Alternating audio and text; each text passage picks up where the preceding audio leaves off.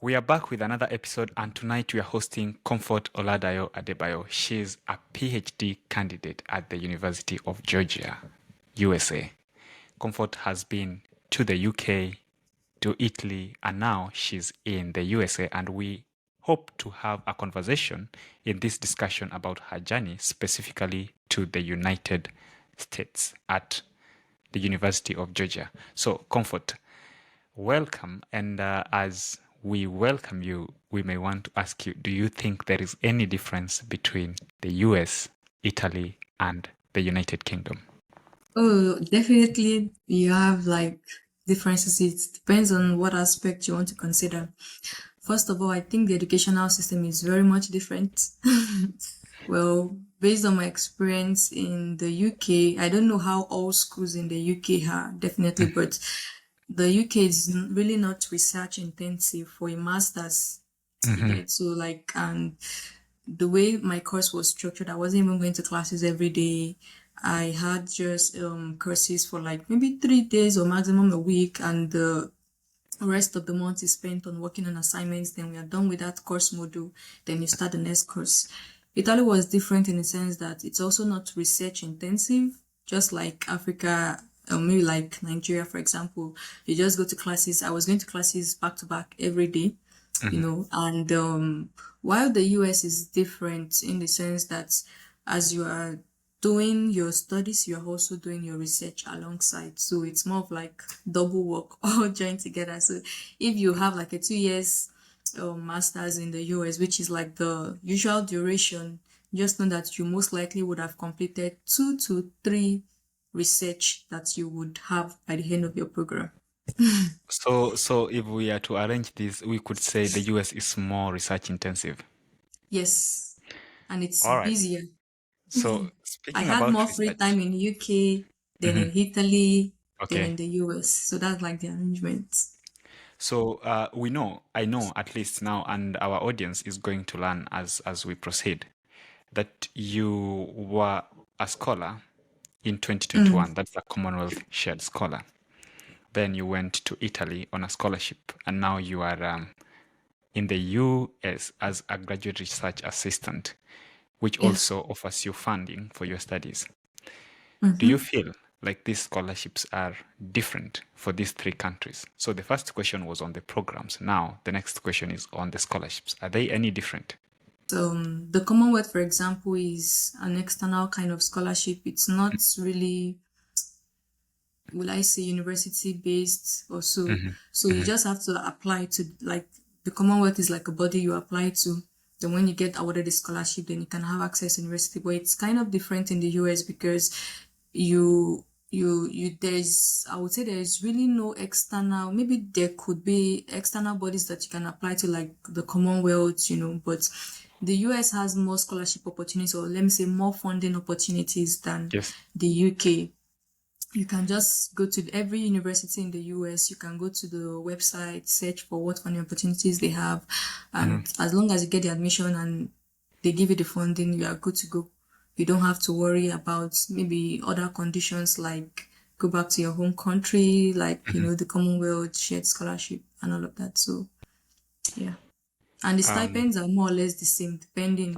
You will definitely see your offer for the US, for example, and if it's a partial funding, you would know. If it's a full funding, mhm. you would also know.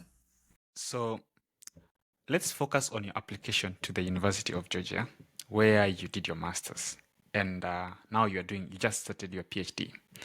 Um, how did you get to know about the opportunity at this university? Okay, thank you for that question. So, I started a second master's degree first at the University of Padova in Italy, Mm-hmm. and that was for a course in sustainable agriculture. Mm-hmm. And for my department specifically, there are different study tracks. So, for example, you have plant health, you have sustainable agriculture, sustainable horticulture, crop and soil science. So, Yes. depending on the courses you choose and maybe the supervisor you choose to work with in your second year, then that would like add up to your study track. So, specifically, there's the crop and soil science study track, which is a dual degree program, more or less like an exchange but not the typical Erasmus exchange, because this would count to like a full certificate or a full degree. So it's called a dual degree. It allows you to go to the US, specifically the University of Georgia, to complete your second year. You started your first year in University of Padova, then you complete the second year in University of Georgia. And likewise, we have students from the University of Georgia who do their first year in University of Georgia, then come to the University of Padova to complete their second year. So it's called a dual degree program, a collaboration between University of Padova and University of Georgia. So that was the way I got to the US for my second year master's program. So I just had to like apply when the call for application was open. Then we were called for the written exams and the interviews. Then if you are able to meet up to the required, cutoff, and yeah, and they have like number of people they want to pick each year. Then I was selected, so I had the opportunity to go to the US for my master's. And it's meant to be a 1 year program, but sometimes it can extend to 1.5 depending on the kind of research that you are doing here in the US. And so after my master's, I continued with a PhD. Yeah. So does it mean if I want to come through your track, I still have to apply probably to the University of Padova in Italy first before I Yes, go to University of the USA? Padova, specifically for my course, because I don't think this is applicable to all the courses in the University of Padova. Yeah, So so it's what is, just my if I go course. to the website of the University of Padova today Mm-hmm.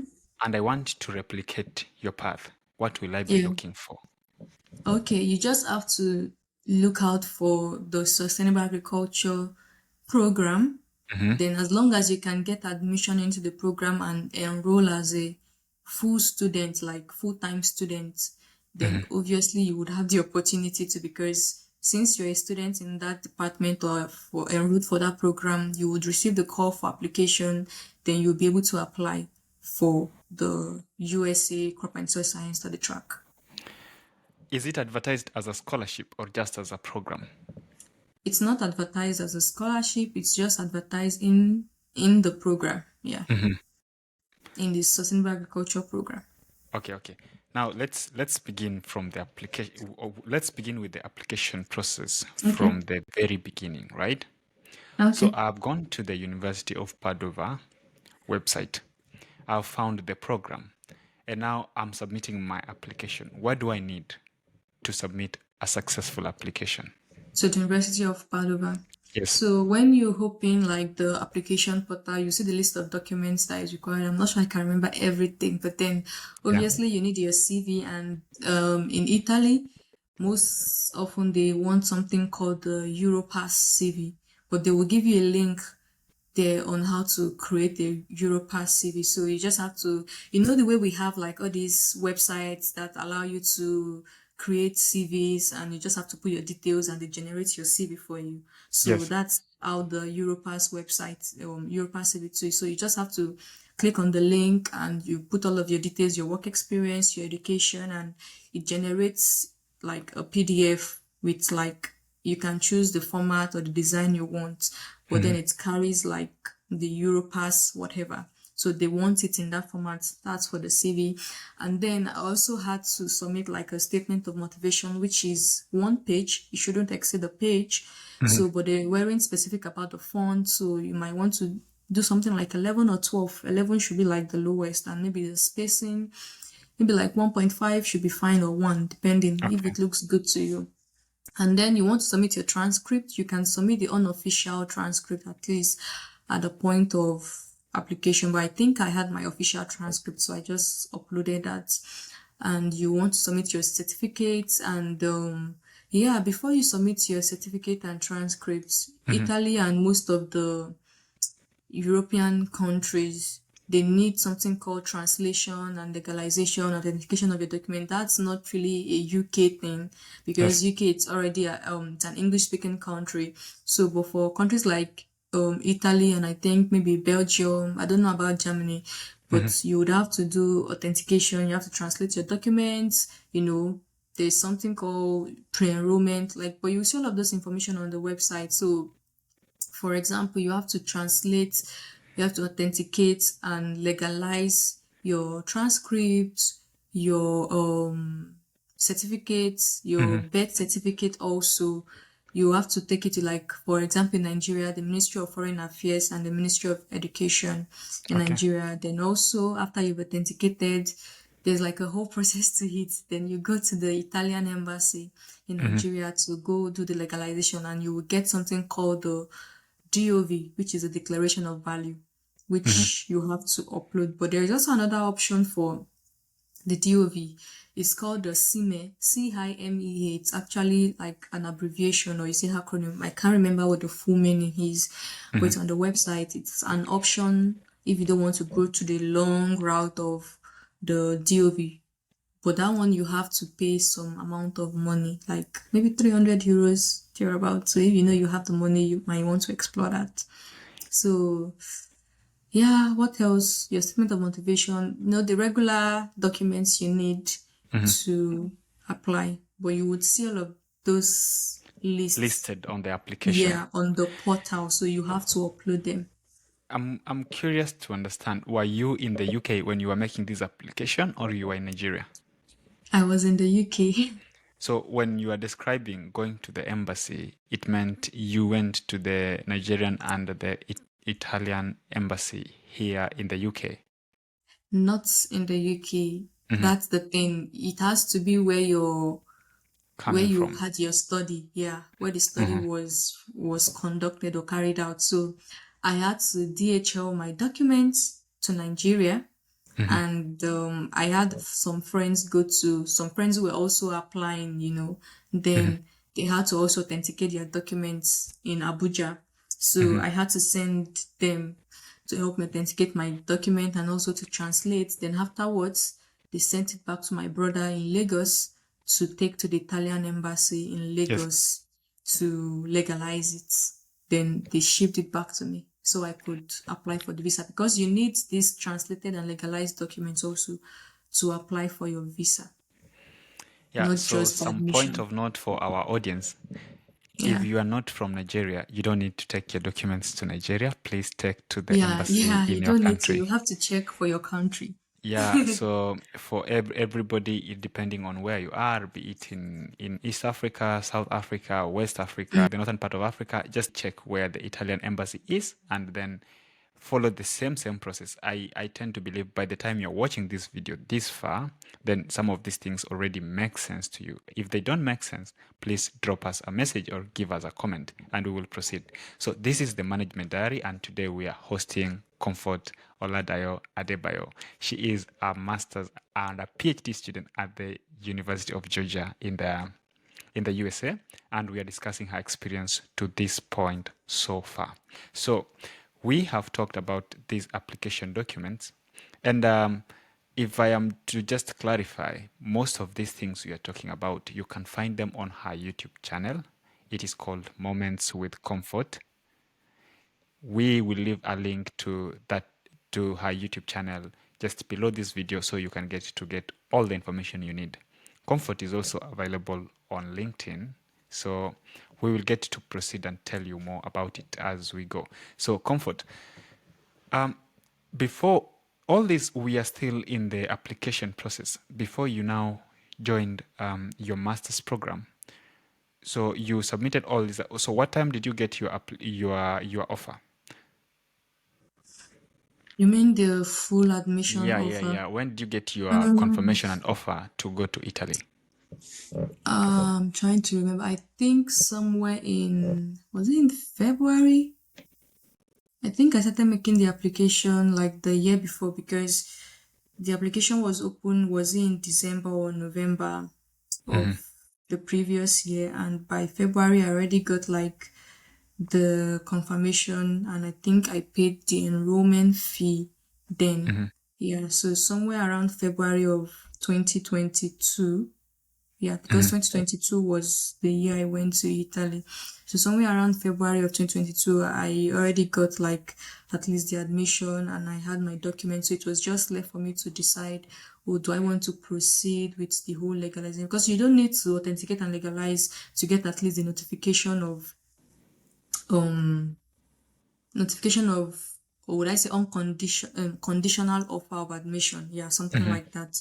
But then later on, you need the full document to be considered fully enrolled Yes. as a student. Yeah. So you can receive admission before you go ahead to legalize and translate. You don't need all of that to get at least maybe the first stage of, would I say, offer from the university.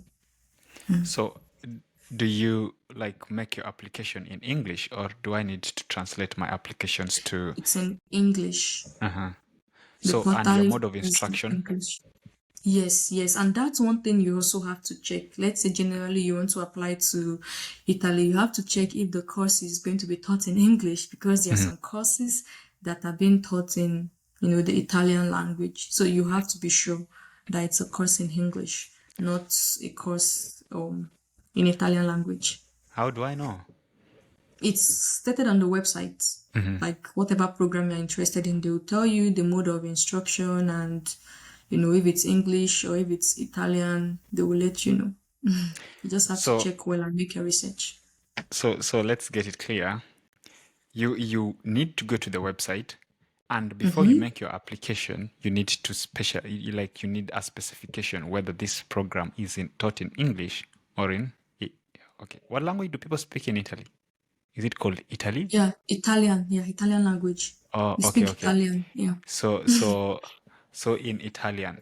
So Yeah. the question now comes down to you looking into each program and doing your due diligence. This is one thing you may want to do as long as you want to do a graduate program outside your country, so that you don't end up in a Yes. class seated listening to a lecture in a language that you cannot comprehend anything at all at all. Yeah. It is going to be a Yeah. disaster. Money So gone. so you went to, so from the UK you flew direct to Italy. Yes. Did you like wait to finish your masters, or you went to finish your masters from that side? Because I know once you are in the, what is it called, the research phase of your dissertation, okay, the dissertation phase in your UK masters, it is possible at least you can exit. So which option did you take? So I completed my master's in the UK, but obviously we did not graduate because graduation was until like 6 months after. But I was officially done before I left. I even resumed Italy late. Like my program in Italy was meant to start October 3rd, but I went November 3rd. Not because I wasn't really done, but because I had not applied for my visa. I applied for my visa October 13th while I was in the UK, because there are just stories behind it. I was skeptical. Do I really want to go to Italy? Do I not want to go? So I was a bit laid back at some point. I didn't even proceed with the application at some point. So Yes. around September 30th, then was when my legalization date was in Nigeria. That's when my documents, as of then, my documents were still in Nigeria. So then I got them back, applied for it. And another thing is I couldn't really find a visa date on time when I was in the UK. So but I Yeah. later found one, October, which was just like the right time for me. And I already applied. I booked an appointment, but apparently the appointment I booked was the wrong one. It wasn't even for visa application. It was just for something else. I guess I got confused from, the Italian language on the website. So I didn't understand some things then, Yeah. but that's just by the way. So my application was a bit late in terms of the legalization and the visa application. So after I got my visa, I think I stayed 2 weeks extra before I traveled to Italy. November 3rd. Um, okay, I'm just trying to wrap my head around that Okay. that whole visa process. If you want The me to visa, you hit, funded you it, you can. funded the application process for the visa yourself, Yes. all the Now let me expenses. go. Yeah, let me go through that. I actually applied because in the University of Padua, there's something called the Padova Excellence Scholarship. So there is no separate application for it. You just have to write your statement of motivation, and from your profile and from everything, decide if they want to give you that scholarship or not, or if they Okay. want to give you the departmental scholarship or not. So the Padova Excellence Scholarship is just like the general scholarship available to all students in the University of Padova. Then afterwards, you have like more or less you said the global scholarship. Then you have the regional one in quotes, which is like the departmental scholarship. So specific to your department could also have like some funding available that they might want to give as stipend to students. So but there are no separate applications for this. So if you write in your statement of motivation, if they see from your statement of motivation and your profile and they think like, oh, this person is a good fit for this scholarship, they are going to, include you and let you know that you've been awarded this scholarship. So I wanted to be awarded this scholarship, but then I wasn't. So I wasn't considered for the Padova Excellence Scholarship. Okay. Neither was I considered for my own departmental scholarship. So I had no option to there's another scholarship called the regional scholarship, which is like an income based scholarship. And the income based scholarship is like you have to let them know that, oh, I don't have enough funding. So that way you are qualified to apply for that kind of scholarship. And Okay. then you present like different income statements. You fill some form. Like there's also another process, a long process, attached to that. So that was what I did. But for the visa application, since I didn't get the Padova Excellence Scholarship and I didn't get the departmental scholarship, I already had some savings while I was in the UK. So that was what I presented as my proof of fund for the visa application. And in the letter, because you also have to write like a letter of intent to submit with your visa application, I told them that, okay, I have this, but then I've also applied for the regional scholarship, which I'm expecting. And I told them like the value of the scholarship. And I'm like, this would also support, my whatever I have at the Yes. moment. Yeah, when I get to Italy. And by God's grace, I was able to get the regional scholarship later on. So I didn't really have to spend a lot of money, like all of my money. My money wouldn't have been enough, obviously, but for the whole year, I So spent it in comes Italy. down to you need to specify whether you want, okay, at least whether you are looking for funding while you're making your application to the program. Yeah, I would say that. And the only way or the only place you can kind of hint them and specify is in your statement of motivation. Because I remember when I wrote my statement of motivation towards the end, I was like, oh, I would be glad if I'm considered for the Padova Excellence Scholarship. You understand? Okay, So okay, okay, that okay. was what I Allow did. me to cut you Yeah. short. You mentioned the statement of motivation, which is, should I assume it's more or less the same like the statement of purpose? Oh, yes. Sorry, I'm using different words. Yeah. Yeah, Statement of so motivation. there are a whole list of names given to this document, but it can Mm. be the SOP, so you can hear she's calling it the statement of motivation. Some are calling it something intent. So you may want to know which exactly goes where. But now what I'm actually intending to ask is you wrote your own statement of motivation, and Yeah. somebody might be seated there asking, what is a statement of motivation and what goes in there? And what looks like a good contribution, or what should I put into a good statement of motivation so that I can merit for funding? Okay.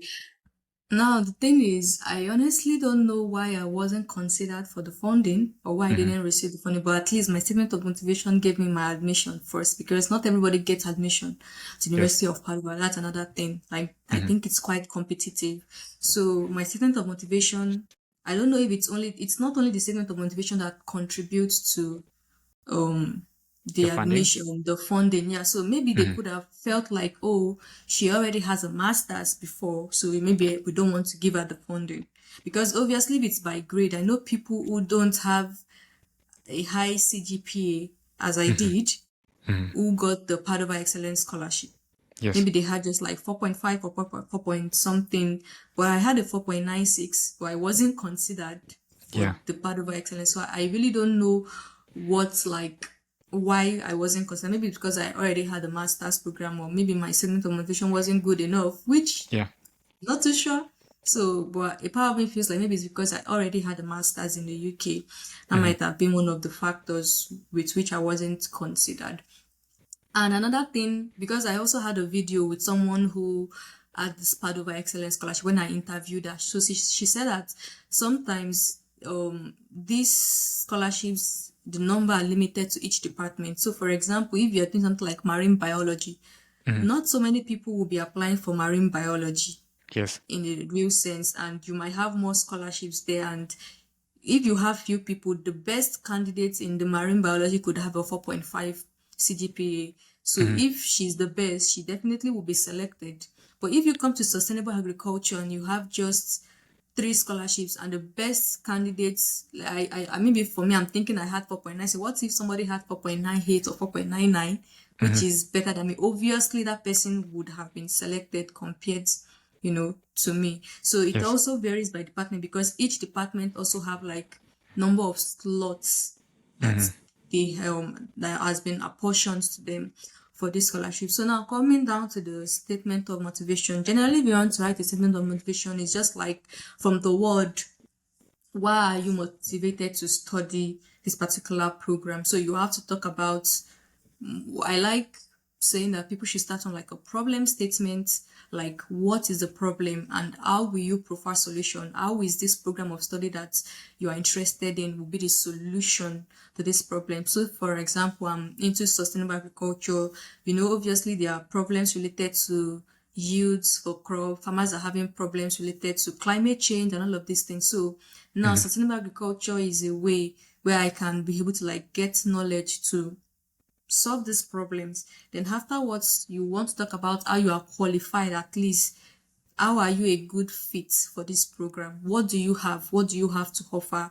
And how more of like moving from the known to the unknown. So what do you have that will make you at least suitable for this program? So you want to sell yourself very Mhm. well. So that's more or less what a statement of motivation. And you also want to talk about what you are intending to learn, how you want to maximize your time in this program. And another thing you might want to include is like your future goals, things you want to achieve. Or okay, after you're done with this program, what then do you want to use the program to do? After your master's, do you want to do a PhD or do you want to just go into the workspace, fully? And why are you choosing this university specifically?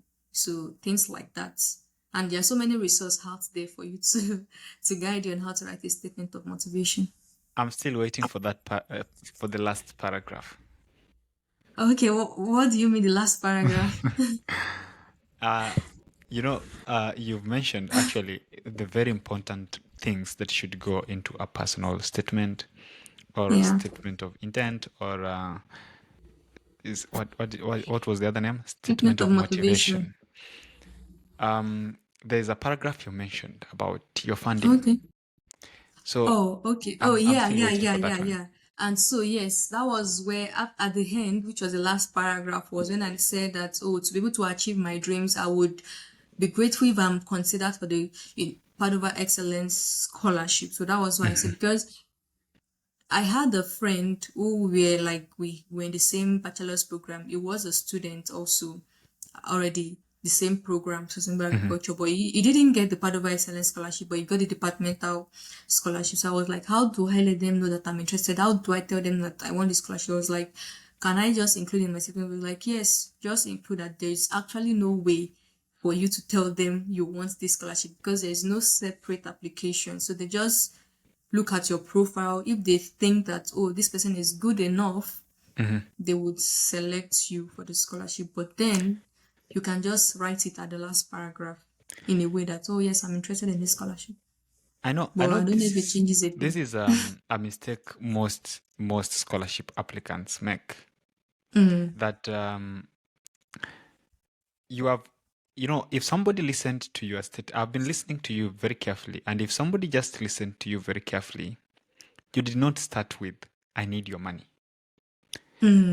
You started explaining what needs to be done, the solutions you are offering, Yeah, and what you intend to do with that.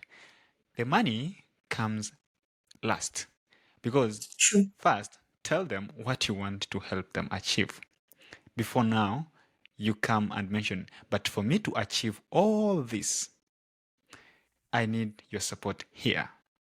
So that is one thing that people need to understand, that not always are you expected to start telling story about, I can't afford my studies, I can't pay for my fees, I did not manage my bachelor's because of ABCD, ABCD.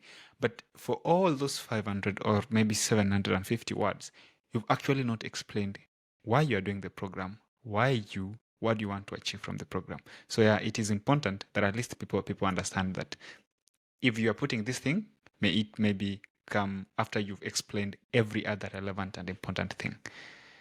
So it calls me to bring you to the next part, which is your journey now. Now you got your offer, you got your funding. Were you fully funded in Italy, or did you have to fund some part of your education? It was fully funded, but when I mean fully funded, it didn't cover the flights and the visa.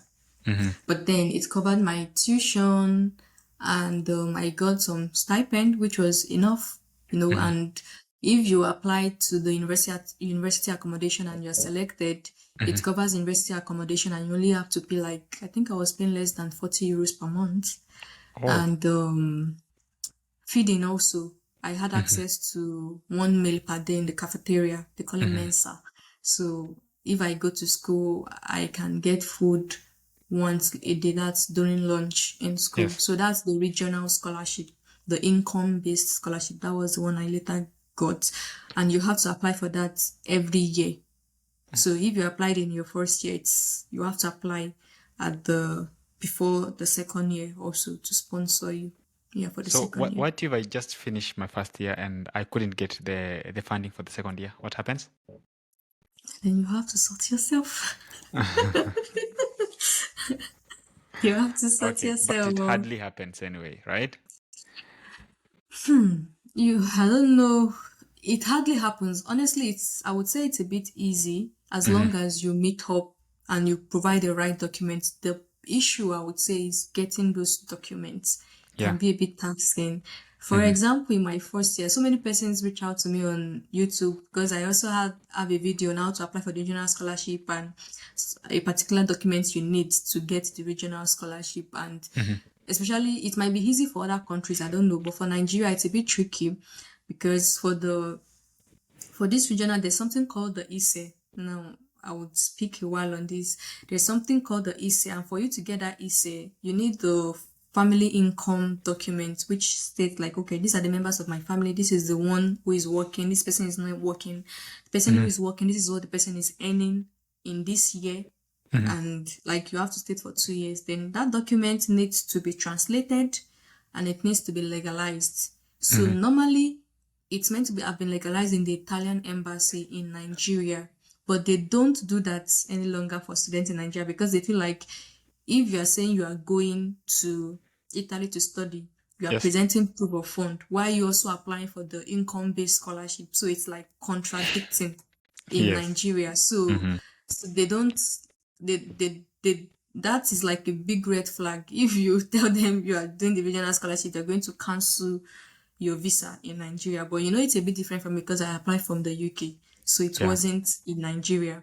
So they don't legalize the documents for income statements in Nigeria. So what we did, my first year, my family sent the document to me. After that, you have to also stamp in the High Court before you even translate and legalize. So after they had stamped, they just sent it to me, and I was able to upload it to the portal. And somehow, after uploading that with my bank statements, I was able to get the ISE, which I needed for the regional scholarship. But I would say maybe it's just grace and favor at that point, because the real process is you have to take it to the Nigeria embassy in Rome, since the Italian embassy in Nigeria won't do that for you. So what you do is you take that document to the Nigerian embassy in Rome and they legalize it for you. Then there's another place in Italy you also have to take it to, where they also change it or convert it to another document before then you now upload. So that's like the standard way of doing it. So that was what I did for the second year, so that at least I could pay for my tuition, because I also had to still pay for my second year tuition in Padova, even though I was here in the University of Georgia. Yes. So I had to still pay for tuition there. So I also had to apply for the regional scholarship. So when I applied for the regional scholarship to get the ESE first, I didn't translate. When I got my the income document for my family, when they DHL'd it to me, I didn't try to translate or legalize or do all of those process. They rejected it. They didn't give me the ESE. So I now went ahead. My colleagues, all of us who were in our second year, that we needed to apply for the regional scholarship. So we put our documents together and sent it to Rome so that somebody can help us to legalize. I think we had to, so some of them went to Rome to help us, legalize the whole stuff. So, and we had to like follow the due process. All of those processes stated on the websites of the regional scholarship and how to get the ESE document. So that's why it's Yes. a bit tricky for first year students, because first year students who are still in Nigeria, how do they come to Rome to do this for the That is regional going to be a scholarship? little And bit difficult. yeah, but maybe for some other countries like It can be. India, it might be easy. Kenya, it might be easy. I don't know. I know Ghana too is a bit tricky, you know, in Ghana, but I don't know about other countries. But for Nigeria, it's a bit difficult when you're in your first year and you want to get the ESE. It's a bit tricky, except maybe you know somebody that is willing to go to Rome for you, gets all of, and what is the assurance that when you get to Rome, those in charge will not want to see you to help you, like they need to confirm who they are legalizing the documents for. So there are just different kind of bottlenecks attached to this Yeah, yeah, yeah. regional I scholarship, understand. but It it's is. easy if you have the right documents. So, Yeah. uh, the processes, I understand the processes can be different by Yeah, country. So you true. may want to understand how the process looks like in your home country before you proceed to make an Mm. application. Now, I know we are almost running out of time. So we need now to talk about how you got from Italy to the USA through this same path. Because in the US, what is your title? You were a research assistant. Is it Yeah. graduate research assistant? Are you still Yes. a graduate research assistant, or now you are a PhD candidate? I'm still a graduate research assistant, but I'm no longer doing a master's. I'm doing a PhD. I think I'll be a candidate after I've done my pass my candidacy exam, maybe Yeah, my the first second year or one. third year. Mm. After So my second year. let's have a discussion about your journey now into the US from Italy. Okay. So you So you already know you wanted to go to the University of Georgia. yeah. So basically, when I got to Italy, or maybe when I was making my application, even though I was softly aware about the dual degree program, I wasn't even interested in that at the beginning. But later on, let's say I changed my mind. So I went ahead. When you're still in your first year, somewhere around December, I think the call for application, maybe January, would be open that, okay, there's the crop and soil science. During your orientation in your first year, they will let you know about this opportunity. So you are already aware, even from the website of the program, you know that there's something called the dual degree. So you know. And during your orientation, they would also tell you about it. Then you just have to, even though you're interested, you have to be like on the lookout for the call. So they will send it to your email that the call for application is open. And the way we apply is by submitting our documents. You have to send your transcript, that is the transcript for the exams that you have written, I think in your first year. So because around then is like you're already in your second semester Yes. already, so you have to submit your transcript, and they're requiring you to have a minimum of 25 all over 30, because that's how they grade in Italy. It's all over 30 for each Okay. course. So they need you to have 25 over 30, which is, yeah, I think is less than here, but that's like the range for each course. And you need to submit your CV, and I'm trying to remember what else I submitted. If I submitted a statement of motivation. I don't think I submitted a statement of motivation. But you need to submit the CV, and you need to submit your first year transcripts, and I think it's just 4 documents, and I can't remember what the remaining two are, but they're not something that you have to worry about. You have all of Okay. those documents easily. Yeah. And so from there, they would call you for exams. The exam and the interview would happen on the same day. So you would have to write an exam. And during my time, for both exam and interview, you have to meet up to 80%. 80% is the cutoff. So if you're not up to 80%, you're automatically out, you're disqualified. But then if you have 80 and above, then based on the number of slots they have, they can now select, okay, who has the highest grade, then from there they drop out people. So if they say they have 4 slots or maybe 5 slots, for example, during my time we had 5 slots, but then we had 6 applicants, and 2 applicants didn't meet up to the 80%, so they were out already. But if all 6 of us met up to 80%, then from there they would rank from the highest to the lowest and select. So even though we had 5 slots, 2 people didn't meet up to 80%, so automatically only 4 people were selected who Okay. met up to the 80%. So that was how it was. So I met up to 80% after the written exam and the interview, which would be in line with agriculture, like whatever you are doing.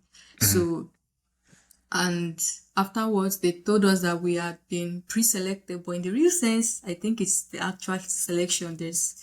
Because if you have been selected, that's it. There's really nothing serious. Or the only requirement is to tell you, oh, you have to write a statement of motivation, which needs to be sent to, this person in the University of Georgia, who is the departmental head, by so date. And after you've sent the statement of motivation, I was still thinking, oh, are we still pre-selected or not? For the other half of the program, right? Yeah. So, did you need to make any other application there? But the next thing I knew, we were already discussing the projects that were available. So So it automatically means you've been that selected. they actually tell you who your potential supervisor will be, which lab you'll be in, Yes. and Yes. So everything else is already set out for you. exactly. So Okay. bringing me to that, when you've been selected, you discuss like, okay, these are the projects available. Some supervisors need people to come. So you write the name of the supervisor and maybe a short description of what the project is about, then you can select. So when you are selecting, it's more or less like a first come, first serve basis. So because I remember then we were 4 students and there were 4 projects. So there was a project on precision, there was another project which I'm currently working on, then there was another one on maybe peanuts, and it could be on different campuses. So we have like 3 main campuses, University of Georgia. So you have to just check, and if you're interested in this, then you have to tell them, respond to the email that, okay, I would like to select this. Get. So that was it. It's not as if they will just assign you. At least if you are fast enough and you know that, oh, I want this, then why not shoot the email immediately if you are so sure of your option. So that was what I did when I felt like, okay, maybe precision farming, precision agriculture or not. Then I had a colleague who I met on LinkedIn, a Ghanaian, although I didn't get to see him. He was also a dual degree student, and since he was also in this Tifton campus where I currently am, and he suggested like, I know this person. I'm not too sure about the others, but I know this person is a good person. I would advise that you can select this course. So if you have someone too, you might want to make findings before you go ahead to make your choice, because sometimes it's good to have a good supervisor. Yeah. So It's yeah, so he made especially for a suggestions to me. PhD, it is Yeah.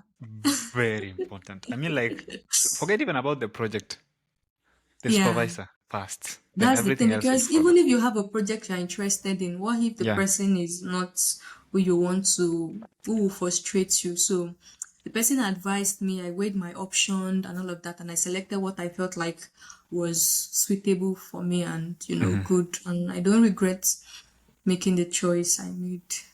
Yeah, so that was how I got in for the master's to So UGA. you went in and did your master's for 1 year before now. Yes. Who is a graduate research assistant? I mean, like, when I Okay. say you are a GRA, so GRA is the graduate research assistant. What Yeah. exactly am I talking about? Who am I addressing? So you're addressing either a master's or PhD student who, has been given the responsibility of working as a researcher with a supervisor in addition to their academic responsibility. We Yes. also have graduate teaching assistants. So instead of research, their main responsibility is to teach. You understand? And like I said again, some schools it depends because if the supervisor, some department or supervisor, how do I explain this now? I know some people that okay, if in a particular semester they have to work as a graduate research assistant, then Yes. the school, their supervisor is the one paying them. But then if they are working as a graduate teaching assistant, the school is the person that will pay them. Do you understand? So it's kind of differs. So, but either ways, they are either working as a research assistant or a teaching assistant at any point in time. But for me, my sole responsibility is a research assistant. So I don't really have teaching responsibilities except the one I have to meet for my PhD So you have your office. requirements. Huh? So you What do you have your say? office. Yes, I have my office. Oh, that's impressive. Although I share it with other people, but Oh, at least it's my so we space. call it a lab, right? Or a research group. Yeah, you call it a lab or a research group. Yeah, I talk about my lab mates or my teammates. So it's called like now I work in the cotton physiology lab. Maybe not all research labs have a name. Some of them could just be the name of the professor. Maybe Yeah. like so professor's lab. Yeah, Yeah. but Professor yeah, Comfort a Ola. lab. Yeah. Right. Of course, you will Yeah. be a professor someday, very soon. If God wills, let's see how it Yes. goes. Yeah. Okay. So you've explained who a GRA is, and now I am tempted to believe a GRA is part student, part staff. In the Yeah, I UK, wouldn't say things work a it's little bit different, like in the sense that okay, I will give you time. Just 1 second. In the UK, like I just came, I'm a student on a scholarship. I'm just a student, maybe for a master's, right? Of course, you did yeah. the Commonwealth shared scholarship, so you Yeah. understand. So Yes. I am paid what we call a stipend, and that stipend is separate from what they pay for the fees. So as a GRA, is it like you're also paid the stipend separately and fees separately, or you're paid salary from which now deductions will be made? Okay. So as a graduate research assistant, when you are or maybe a student generally, you get a stipend separately. But then you still have like some tuition commitment, but the bulk of your tuition has been paid. Trust me, and maybe it's just like $25 per semester or so. And but then you have to still pay like the health insurance, which is different from UK. You know, UK before your visa, you must have covered your health insurance already before you even get the visa and all. But it's different in the US. You don't need to buy your health insurance until when you come. So, and for graduate research assistants here, you only have to, the school will cover 50% of your health insurance, which is quite expensive.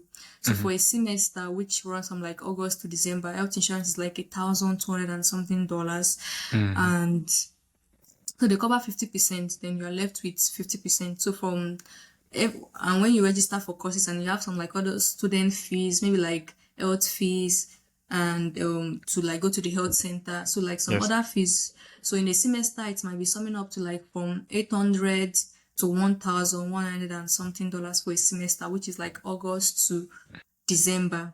Yeah. And so from your stipend in a month, you'll definitely be able to cover your accommodation. So on average, pre-tax, or should I say after tax, because they tax us too. So I know, so let's say pre-tax, you might be getting like maybe 24,000 per annum.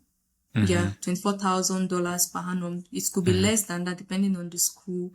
It could be a bit more than that. That's for like a master's program. So let's say within the range of some schools could actually be 18,000. So let's say 18,000 to 24, 25, Yes. or even 26,000 per annum pre-tax. So now you calculate that pro rata per month. So divided by 12 Okay. pre-tax could be like if it's 24,000, so in a month will be like 2,000 pre-tax. So after tax, you might be getting like $1,700, for example, in a month. So that would be enough for your accommodation. If your accommodation is, say, for example, less than 700, or let's say 700, you shouldn't, I wouldn't advise you doing more than 700, except in places whereby they are big cities and you don't have any choice. But Yeah. 700 in a month, and they won't expect you to pay all of your semester fee or semester whatever fee from the insurance and everything. They won't expect you to pay it in full at once, so you can enroll for a payment plan. So maybe from the 900, you might say you want to pay it in 3 installments, so that's 300, 300, 300, or Mhm. maybe in 4 installments, and you can So we are, calculate we are it talking that about way. 700 per semester, You or is it per mean month? for the The accommodation? yes. Oh, it's per month. Oh, okay, okay, okay. Yeah, so let's say your stipend is 1,007 or 1,800. It Hmm. could be as high as 2,000, depending Yeah. on how well they are paying you. So So, you're and likely going to pay between 700 and thereabout yeah, it could be as low as for if you get for the your school rent. accommodation, you might pay Hmm. like 400, 500. Even when you're staying out, if you find some apartment and you're sharing with colleagues, you could be paying like 550, Yeah. 500, Hmm. around that range in a month. But I'm like giving like the highest, like 700. You Okay. get Yeah. Yeah. so maybe 700 with bills included per month. And if you have other tuition responsibility and insurance, let's say it's 300, then you probably Hmm. have 700 to do, other things. And it might not be up to that really, but maybe it's So expensive. what if I'm very ambitious and I want to come out of the US as a multimillionaire? Can I get my extra hours so that I can work besides the GRA? I doubt, because currently as a GRA, I cannot work extra hours. Okay, there's probably no, I don't know. They even send you as you are resuming. Immigration is sending you that ensure that you are taking care of you are keeping track of your work, whatever, Yes. your work limits, your work hour limits, or whatever it's called. And they remind you that inclusive of the work study responsibility. So you have to make arrangements with your department to know how you are logging in your hours so that you do not exceed the 20 hours limit. Because as a graduate research assistant, you are not only having your academic responsibilities. You're Hmm. also working as a researcher. So obviously that's the job that is paying you. So Yes. you already have a job. So you cannot do any other extra. And if it is in the summer, you have to let them know. In summer you can work 40 hours per week, which is more or less full That's more like time. full time. Yeah, full time, just like UK. So Hmm. only in summer, but you have to like let them know and you have to apply for it. And most people go for internships. If your Hmm. supervisor allows and if you have time in your lab, people can apply for internships and go for like 3 months, maybe 6 months internships. Hmm. So that's always So another bit. so that's more or less like as a GRA, at least it can fund you to live a comfortable life as you work. Yes, yes, Now, yes. how did you get from your masters? And now I'm talking to a PhD candidate right now. What Okay. happened in between these two stages?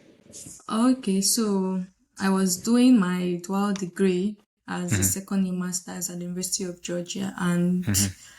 that's one thing that I heard even before I left Italy. We were already told that, oh, if you do well, you possibly could be retained for a PhD, Yes. and yeah, so and that was it for me. I believe that, um, yeah, I worked maybe well, I don't know. And my supervisor felt like, okay, this person will not be a liability and I could offer a PhD.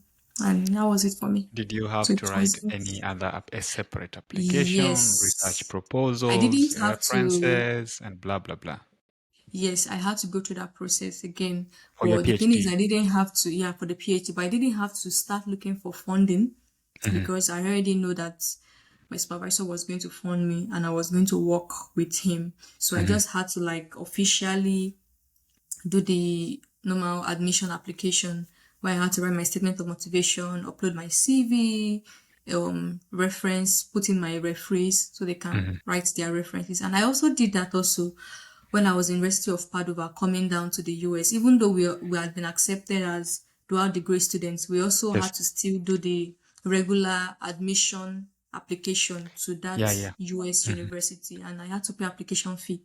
You get, so you would have to still do all of that even though you had been accepted.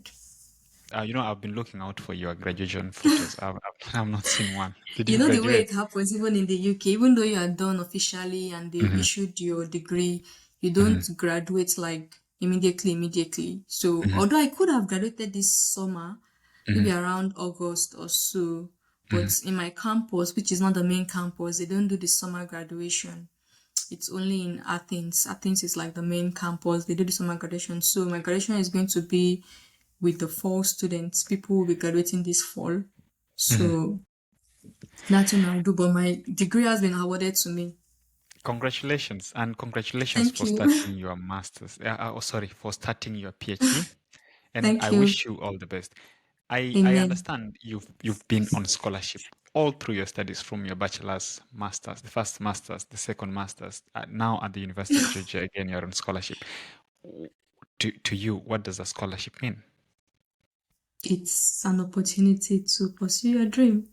Hmm. And it's an opportunity that ordinarily you would never have, been able to reach. For my bachelor's, I attended a private school Hmm. where normally I would have paid like over 500, 600,000 in a year, I Hmm. think. And my parents would not be able to afford that. But I really wanted to go to that kind of university, and as God would have it, I was able to get in through a scholarship. If Yes. I'm also to consider my background, definitely will. I cannot afford traveling, even if it's just for tourist Hmm. visits to to the UK, or even go to places in Africa. If South Africa, I'm not sure I would have been able to afford the flight tickets normally to Yeah. even go to places like that. But through the scholarship, I was able to, how Commonwealth is, how Yes. much they Yes. are spending on our tuition and everything, even the flight, everything was covered, visa, they fund your tuberculosis money and all of that. So it's just, honestly, it's an opportunity to pursue your goals and to reach what you normally would not have been able to like touch and lay hold of. Yeah. Hmm. So you wrote a book Oh, okay. during your undergraduate. I didn't know you saw that. Yeah, I was actually reading, and I saw like you wrote a book, and I was like, yeah, I think I should find this book and read it. And it is something that everybody would want to read your book. I want to know I want to know how you actually, it doesn't even have to be your story.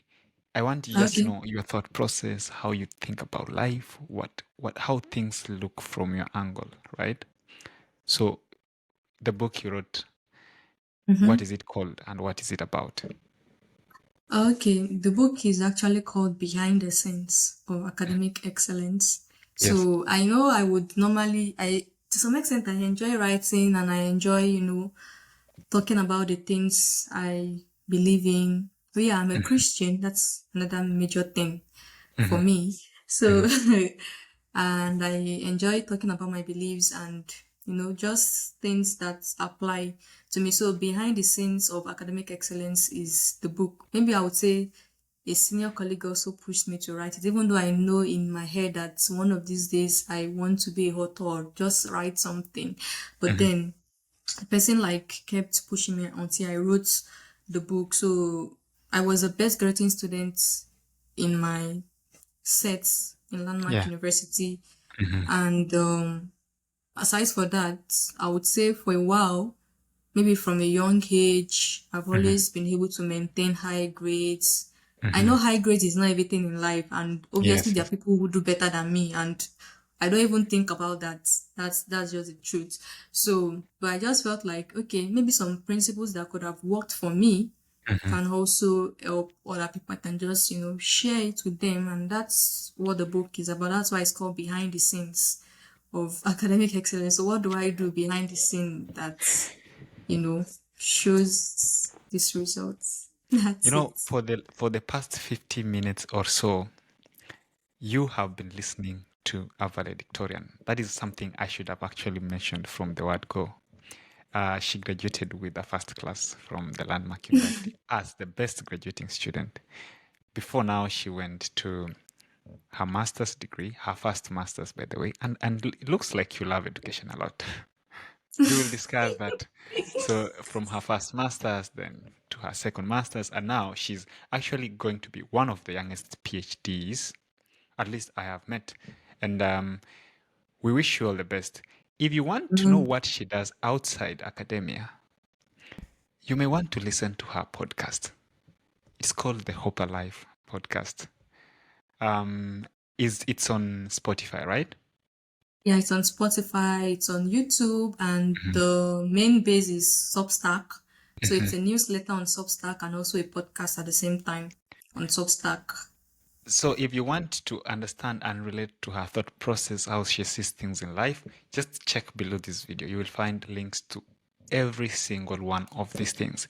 If you are interested to her books, the book, it's actually one book, but I just said books because I know a lot of them are coming very soon. Then we also have her podcast, The Hope Alive podcast. So you may want to check it out if you love podcasts. Mm. If you are looking for scholarships and funded opportunities, she's available on YouTube. The link will also be available below. I know you also have an Instagram account. What should Oh, we I've not been expect on active. your Instagram? On the Instagram, most often I just paste like my Opa life if I've released another episode, and Mhm. if I've also released something on YouTube, I also post that on my Instagram and maybe just random pictures about me, you Yeah. know. So Yeah, on a that's also Sunday. another avenue you can get to know her better. Yeah. And finally, if you want to be as professional as we always want to be, check her out on LinkedIn. And of course, Yeah, you'll get to LinkedIn know is all probably where this you find me stuff. most often. Yeah. So, do you have any parting shot for our audience? Yeah, I would just say that whatever you would want to do, be ready to take responsibility. That's one of the things Hmm. I would tell people. You can watch this video. You watching this video is also one way to take responsibility, and you can reach out to people, send lots of messages, ask questions. But when people see your questions, sometimes they know that you haven't done your personal research. So be willing to do your research. People can only offer you like their hand, but then you have to climb on it and also reach out to get whatever you want to get in life. So do your research, ask reasonable questions, not questions when that people will see and know that you haven't studied, you haven't done anything, and you know, Yeah. just be resilient and take responsibility, be determined, and don't give up is what I would say. And most importantly, believe in God, because it's not everybody that believes in God, which is fine. But I feel like, yeah, it's good to just depend on a higher source that can also crown your efforts. We put in so many efforts sometimes, but when we look at it, the outcome and the results people see, Hmm. it's not really by the efforts we put. Yeah. For me, that's one thing I believe. So, yeah, trust in God, but then that doesn't erase the place of responsibility. You have to do the work.